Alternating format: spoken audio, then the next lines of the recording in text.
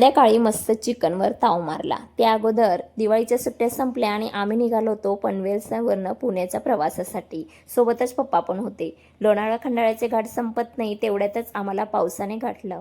आता हा घाटातला पडणारा पाऊस बघायला मज्जाही वाटते आणि खूप छान असं फील होतं. थंडगार हवा आणि हे वातावरण बघून मन प्रसन्न तर होतंच, पण हा बेमोसम पडणारा पावसाने शेतकऱ्याच्या तोंडाजवळचा आलेला घास मात्र हिरावून घेतलेला आहे आणि ह्या गोष्टीचं फार वाईट वाटतं.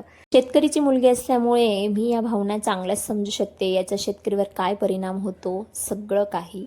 घरी आल्याबरोबर किचन साफ केलं, पटकन मुगाची डाळ केली, कारण की भाज्या वगैरे जे काही असतं ते मी सोबतच घेऊन जाते. फ्रीज सगळं रिकामं करून जाते. दळणही मला तयार करून घ्यायचं होतं आणि जेव्हा पण मी दळण तयार करते ना तेव्हा लेकराज मला इथं मदत करायला तयारच असतो. इथं गहू साफ करत नाही तेवढ्यात परत अजून पावसाने इथं हजेरी लावली होती. फक्त अर्धा पाऊण तास थांबायचं आणि परत सतत त्याचं येणं चालूच होतं. आता हे जे गहू आहेत 2 वर्षापासून स्टोअर केलेले आहेत गावाला. आम्हाला जसं जसं लागतं तसं आम्ही गोणी आणत जातो आणि हे वर्षभर पावसामुळे ना ह्या मॉइश्चरमुळे गहू लवकर खराब झाले यावर्षी. संध्याकाळी चिकनचा बेत होता. पनवेलला सगळ्यांनी नॉनव्हेज स्किप केल्यामुळे सोबत कोणी राहत तर म्हणून पप्पांनाही काही खायला आवडत नाही. इथं आल्याबरोबर मात्र हे पक्कच असतं नॉनव्हेज बनवायचं. लेकरांसाठी सूप काढलं आणि असंच आजच्या दिवसाचा शेवट केला. चला मग आवडला ब्लॉग तर लाईक करा. अशाच डेली ब्लॉगसाठी चॅनलला सबस्क्राईब करा. चलो भेटूया, बाय.